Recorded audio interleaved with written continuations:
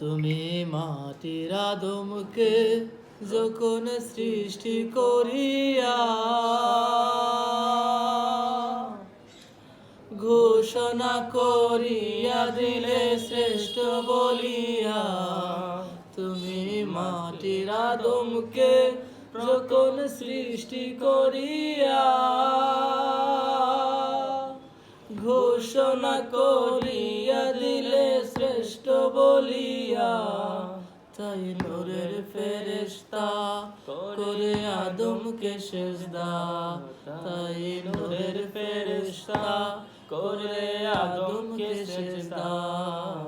সবার চেয়ে দিলে মাটির মানুষকে সম্মান। আল্লাহু আল্লাহু